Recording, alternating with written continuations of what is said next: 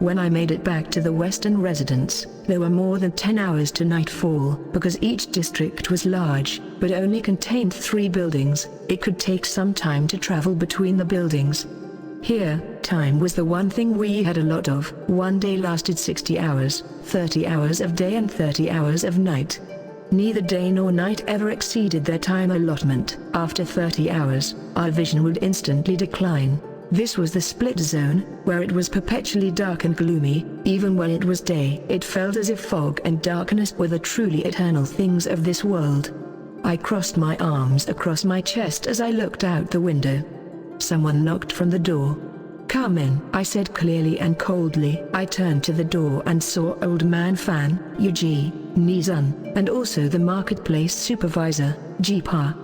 Old Man Fan was the first person I met in the split zone, the old man with a broken skull. When I became the Western commander, I appointed him as the residence supervisor. I also appointed Yuji as the academy's supervisor. She held the same position as Jipa and Old Man Fan, but in reality, she was essentially my co-commander. Because I didn't take care of anything, big or small, she had to pick up those duties. I frowned as I looked at Old Man Fan's goopy still broken head.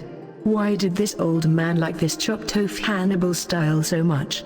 In a bit, I'm going to head over to the Eastern District, before the district lines activate. In other words, I will be staying overnight in the Eastern District. I looked at the 60-hour watch on my wrist. 10 more hours left. If I ran at my fastest pace, I'd arrive at the Eastern District just in time, so there was no chance I'd be able to return tonight. You're all aware that this is the first time since I became the commander that I'll be leaving the Western District for the night. While most people wouldn't dare kill a district commander, there will always be some level of danger. So, while I'm gone, watch over this place well. You may as well skip sleeping tonight. Nizun's coming with me. So Jipa and Old Man Fan, you must listen to Yuji. Jipa appeared to be a 27 to 28-year-old man. He always wore a suit and a pair of black-rimmed glasses. They say that while he was alive, he was a very intelligent scholar with a doctorate degree. After his death, he was still very enthusiastic about scientific research. I appreciated how he looked like an ordinary person and how gentle his mannerisms were. He was also very capable, keeping the marketplace neat and tidy. Go with it, easy mind. Leave this place to us. Jipa bowed to me. Old Man Fan looked at me with misty eyes. Li Shan, be careful. You're like a granddaughter to me. As he spoke, tears actually fell down his face. The blasted old man, seriously disgusted, I actually made an effort to roll my eyes. Leave this place to us. I will not let any of the residents find out about your leaving the district, or it will just cost panic. Yuji told me. I nodded. Don't worry, I'll take care of it. I pulled my bow onto my back. Get rid of your appearance. You've already used your mental force 4 times today, and you'll have to use it again when you're running. Together with the mental force you consumed during the day, you'll only have 47 mental force left, and it won't replenish until after the 30 hours of night. How do you expect me not to worry while you're in a place like the Eastern District? Yuji asked as she looked at me with a face full of worries. Yuji was right, though I only use up 1 mental force to change my appearance. Because all I do is change my figure slightly and turn my hair red, 1 mental force is being wasted. I should get it back. I withdrew my mental force.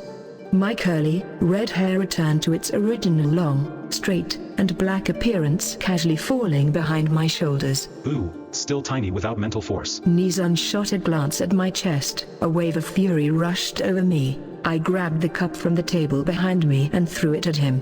Yuji pulled out a set of black clothes from the large bag she carried. Put this on. A striking red dress, and you don't even try to hide your split symbol. Do you really think you're some kind of master in the split zone? You're always going around like you've got some powerful backer. Yuji grumbled as she glanced at the scorpion pattern on my left ankle. I laughed lightly, without rebutting. I accepted the black clothes from her. They were ordinary black traveling clothes, along with a pair of flat, black boots. Do I look like an assassin? I happily changed into the clothes and then walked out of the bathroom, looking to the others. My long hair fell straight, parting down the middle to frame my face on both sides. I stood in front of them, clothed in black, carrying my favorite bow. You might pass for an assassin in the real world, but in the split zone, you just look like any ordinary person.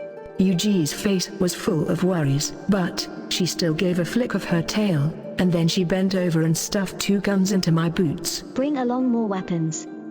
2 guns, 12 bullets, the best Western round-nosed bullets.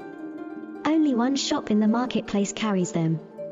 They're covered in a mental inhibitor that causes paralysis for 5 hours. Because of our incredibly fast healing abilities, ordinary bullets don't have much effect on us. With our ability to endure pain, an ordinary bullet entering our body is like a mosquito bite. Mental inhibitors, however, are a type of drug that can suppress our consciousness. The ingredients probably aren't complicated. They're akin to sleeping pills that cause our consciousness inside the split zone to fall into a deep sleep.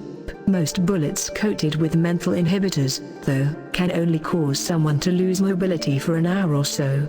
I nodded and tied up my belongings, then I dismissed the rest of the group with a wave. Yuji gave me a final worried look before leaving with Old Man Fan and Jipa. Only Nizun and I remained in the room. I looked over to Nizun, who still wore his black, high-collared windbreaker, his bangs covering his eyes. He leaned against a wall, 2 hands stuffed into his jacket pockets, and looked around without a care.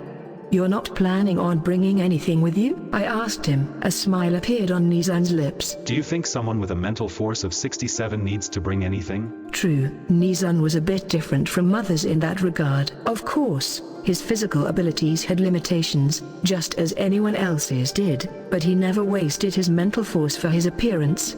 Today, he'd already run along with me and had to catch me from my fall. In total, he'd already used his mental force 3 times, but even if he were to run again, he would still have 63 mental force remaining, which meant it was true that he didn't really have anything to worry about.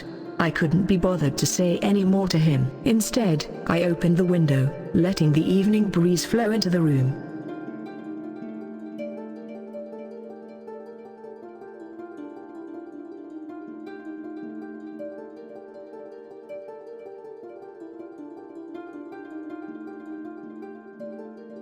Let's walk.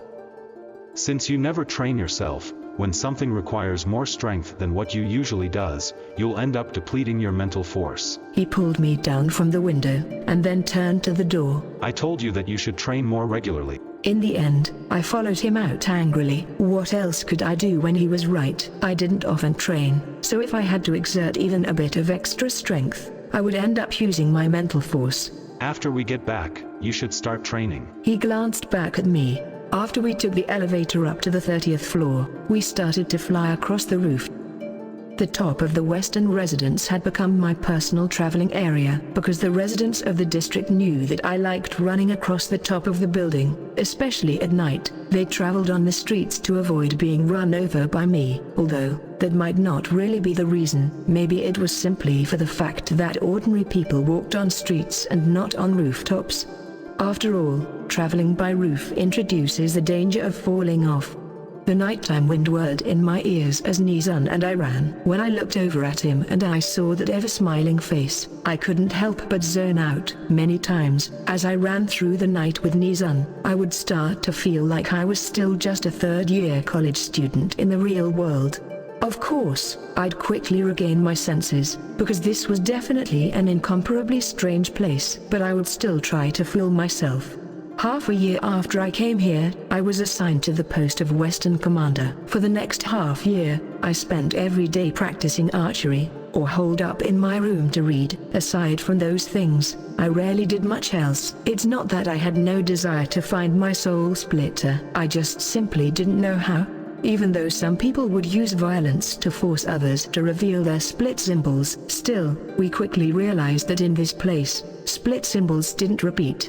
Slowly, people grew accustomed to life here. Life was much the same in the real world anyway, but at least in this place, there were no societal pressures, and so, everyone eventually gave up searching for their soul splitter. I didn't give up, but neither did I have the courage. What I was nearly certain of was that my soul splitter wasn't in my district. Even if they were, with so many people in such a large place, I wouldn't be able to find them anyway. Soul splitters appear to be no different from ordinary folk, except for the fact that their split symbol isn't unique. The thing that makes them exceptional though, is that, if someone with a different split symbol inserts their key into a soul splitter's symbol, that soul splitter will not die. I know that soul splitters exist, and that they exist in split zone number 13, but I still have no way of finding them. After a person arrives in the split zone, they are only allowed a look at their life in the real world once a year. The time was arranged with Mr. Blonde, and he would escort you to the large hall at the heart of the realm. Then you'd be able to see your physical body in the real world. Personally, after seeing my parents crying when I first arrived, and seeing my lifeless body lying on a hospital bed, I never asked Mr. Blonde to let me have a look again. I admit it, I've been running away,